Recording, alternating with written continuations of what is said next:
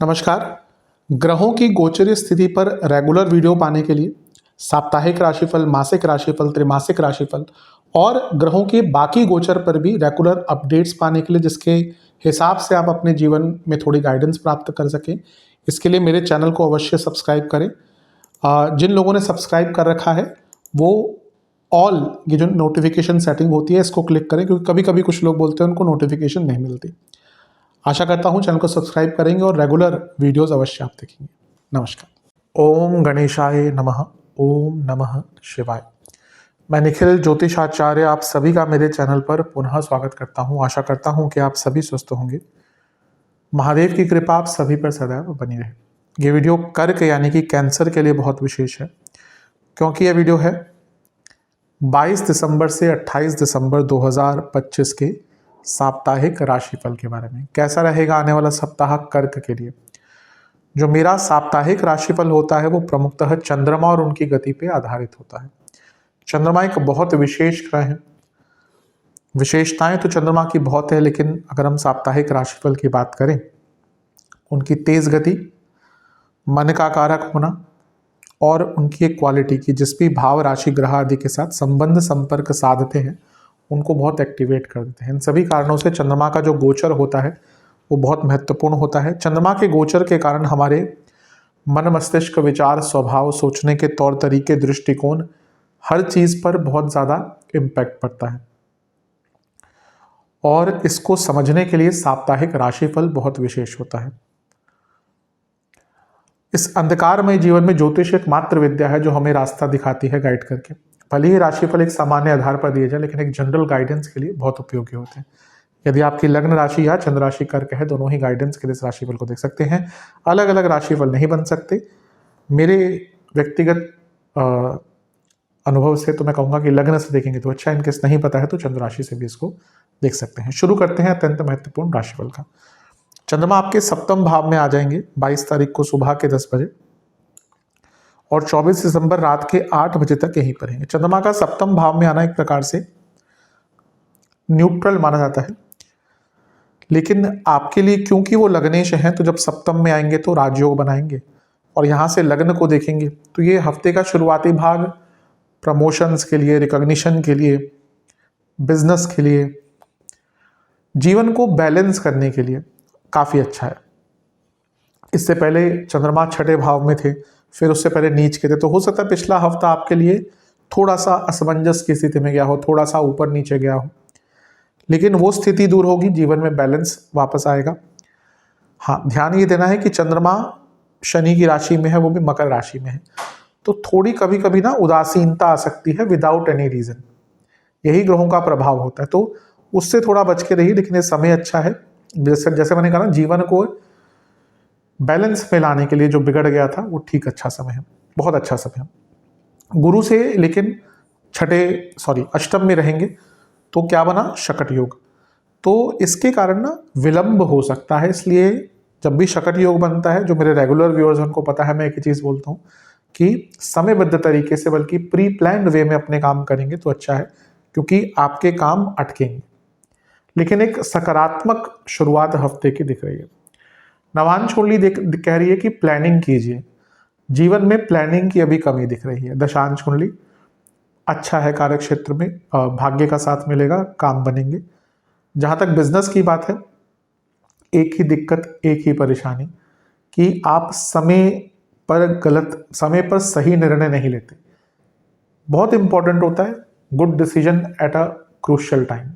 इस पर विचार कीजिए जो मैंने बोला है। लव लाइफ, एक दूसरे को टाइम दीजिए, क्वालिटी टाइम दीजिए और एक दूसरे के बारे में समझिए, एक दूसरे के रिक्वायरमेंट्स, इच्छाएं समझिए। वैवाहिक जीवन, एकदम चीजें ठीक नहीं हो सकती। अगर प्रॉब्लम चल रही है तो समय दीजिए चीजों को ठीक करने की। जहां तक स्टूडेंट्स की बात है, एक ही दिक्कत है, एक ही परेशानी है कि आप नयापन नहीं ला पा रहे। आप अब वही शैली में है जिसमें आप चलते जा रहे हैं, लेकिन उससे कुछ आपको लाभ नहीं मिल रहा, तो अपनी शैली बदलिए। जहां तक सेहत की बात है, anxiety, blood disorder, gallbladder, kidney की रोग है तो थोड़ा दिक्कत हो सकती है। सर्वाष्टक में आपका चौथा घर बली है। चौथा घर बली है, चौथे से चौथे में चंद्रमा है, प्रॉपर्टी संबंधित कुछ लाभ यहाँ पर प्राप्त हो सकते हैं। 24 दिसंबर रात के 8 बजे चंद्रमा आ जाएंगे अष्टम भाव में यानी कि कुंभ में, और 27 दिसंबर सुबह के 4 तक यहीं पर रहेंगे। चंद्रमा का अष्टम में आना एक प्रकार से अच्छा नहीं होता। जैसा मैं हर बार कहता हूं, चंद्रमा सबके लिए महत्वपूर्ण है, लेकिन आपके लिए तो लग्नेश है, इसलिए उनका अष्टम में जाना आपके लिए कभी कभी डबल सेंसिटिव हो सकता है, कई गुना सेंसिटिव हो सकता है। अच्छी चीज यह है कि गुरु की दृष्टि है, और गुरु जो है विपरीत राजयोग बना रहे हैं, और लग्नेश पर उनका प्रभाव, और 12वें घर में बैठे गुरु का प्रभाव, और चंद्रमा राहु के साथ विदेश संबंधित कामों में, एमएनसी आदि में जो लोग काम करते हैं उनके लिए, विदेश में रहते हैं उनके लिए, विदेश संबंधित कार्यों को पूर्ण करने के लिए, वीजा आदि को आगे बढ़ाने के लिए अच्छा टाइम है। क्योंकि गुरु भाग्येश भी हैं, ठीक है, इस समय वक्री है इस अवस्था में, लेकिन उनका अष्टम में बैठे लग्नेश पर दृष्टि और राहु का साथ ये अचानक से नई अपॉर्चुनिटीज भी खोल सकता है। लेकिन चंद्रमा जैसे मैंने कहा अष्टम में है, राहु केतु एक्सेस में है, ग्रहण दोष युक्त है, और जैसा मैंने कहा ये गुरु भी वक्री हैं जो छठे घर के स्वामी हैं। तो होगा क्या, सहजता नहीं रहेगी, सरलता नहीं रहेगी। जीवन जो बैलेंस हफ्ते के शुरुआत में आना शुरू हुआ था वो अचानक से मानसिक विकारों के कारण, ओवर थिंकिंग के कारण, गलत डिसीजंस के कारण, जल्दबाजी के कारण खराब हो जाएगा। तो हफ्ते के मध्य भाग में सरलता ही जीवन की कुंजी है, इस बात को समझ के रखिएगा। बहुत बड़े डिसीजन मत लीजिए, किसी के इन्फ्लुएंस में बताइए, ऑनलाइन टाइम कम बिताइए, एडिक्शन से बच के रहिए, खर्चों पर कंट्रोल कीजिए। नवांश कुंडली बता रही है ये वही समय है जब व्यक्ति जीवन से भटकता है, तो स्थिरता रखिए। दशांश कुंडली कार्य क्षेत्र में अपने काम से काम रखें। बिजनेस कुछ अलग करना चाहते हैं, पहले प्लानिंग कीजिए, पहले रिसर्च कीजिए। अभी लगता है वो उत्सुकता है कुछ करने की, लेकिन कर नहीं पा रहे क्योंकि प्लानिंग ही नहीं है। लव लाइफ, अगर प्रॉब्लम बहुत चल रही है, एक नई शुरुआत कीजिए। वैवाहिक जीवन, पैसों को लेकर थोड़े झगड़े हो सकते हैं, मत कीजिएगा वैसी बात इस टाइम पे। Obviously financial discussion is very important, but ये वो समय नहीं है। स्टूडेंट्स, बहुत अच्छा समय स्टूडेंट्स के लिए, अचानक से कुछ नए मौके खुल सकते हैं, कुछ अच्छी न्यूज आ सकती है। सेहत के हिसाब से इन्फेक्शंस, गले के रोग, कफ रोग, स्लीप डिसऑर्डर, सर्वाष्टक, चौथा घर बली है, पैतृक संपत्ति से संबंधित कुछ काम अटक रहे थे तो वो कार्य आपके पूर्ण हो सकते हैं।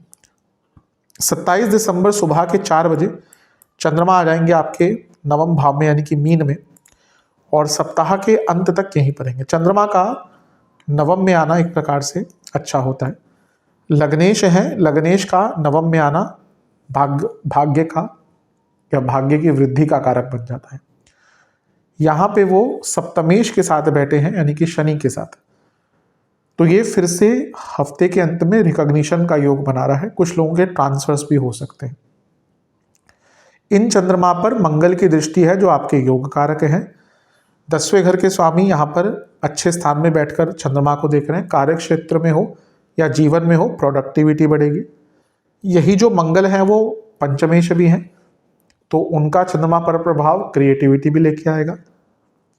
बस ध्यान ये देना है कि चंद्रमा शनि के साथ है और मंगल का प्रभाव है, ये एग्रेशन क्रिएट करता है। गुरु से 10वें में है तो गजकेसरी योग है, ठीक है, लेकिन ये मंगल शनि की जो जोड़ी है ये एग्रेशन क्रिएट करती है, और चंद्रमा लग्नेश है तो आपके अंदर थोड़ा एग्रेशन, फ्रस्ट्रेशन हफ्ते के अंत में ज़्यादा रहेगा, और उसका ज़्यादा जो प्रभाव है वो आपके बॉसेस, आपके घर में बड़ों और इवन भाई बहनों से हो सकता है। मंगल शनि वैसे भी एक दूसरे को देख रहे हैं, तो इस चीज़ पर ध्यान दीजिएगा। अदरवाइज तो ये जो समय है आपका भाग्यशाली है, बस ये जो मैंने एरिया बताया है उस पर काफ़ी ध्यान दीजिएगा। नवांश कुंडली बता रही है कि ये समय है आत्ममंथन का, ये समय बोलिएगा कम, अपने आप को सुधारिएगा ज़्यादा। दशांश कुंडली कार्य क्षेत्र में सब ठीक है, काम अच्छा मिलेगा, बस बॉसेस वाली बात जो मैंने बोली ध्यान दीजिएगा। बिजनेस की जहाँ तक बात है, एक ही प्रॉब्लम, एक ही परेशानी, माइंड क्लियर नहीं हो रहा। ये पूरा हफ्ता आपका ऐसा रहेगा, कुछ करना चाहेंगे कर नहीं पाएंगे, मेंटल क्लैरिटी की आवश्यकता है। लव लाइफ, शांत रहिएगा, कम बोलिएगा, मौन व्रत रख लेंगे तो बहुत अच्छा है, अदरवाइज जितना कम बोल सकते हैं उतना अच्छा है। वैवाहिक जीवन, कभी कभी एक व्यक्ति को थोड़ा वैवाहिक जीवन में लीडर बनना पड़ता है। अगर दोनों ही एक जैसे हो जाएंगे ना तो प्रॉब्लम होती है। अभी ऐसा लग रहा है कि आपको कुछ इनिशिएटिव लेने पड़ेंगे चीज़ों को ठीक करने के लिए। जहाँ तक स्टूडेंट्स की बात है, पुरानी चीज़ों से निकलिए। अगर आगे बढ़ना चाहते हैं ना, पुरानी चीज़ों से निकलिए, क्योंकि अभी लग रहा है कि मन कहीं ना कहीं अतीत में अटका हुआ है और आप आगे नहीं बढ़ पा रहे। सेहत की जहाँ तक बात है, नसों की प्रॉब्लम, गले के रोग, इन्फेक्शंस का रोग प्रॉब्लम बना रहेगा। नसों में प्रॉब्लम, जनरल वीकनेस तंग करेगी। सर्वाष्टक में आपका सप्तम भाव बली है। बिजनेस में फिर से कहूँगा रिसर्च कीजिए। अगर आप बिजनेस करते हैं रिसर्च कीजिए, गलतियों को समझिए, आगे बढ़िए। उपाय स्वरूप में कच्चे दूध से शिवलिंग का अभिषेक करें, शिव चालीसा का 3 बार पाठ करें। आशा करता हूँ वीडियो काम आएगी। चैनल पे नए हैं सब्सक्राइब करें, वीडियो को लाइक करें। मिलता हूँ अगली वीडियो में, तब तक के लिए ओम नमः शिवाय।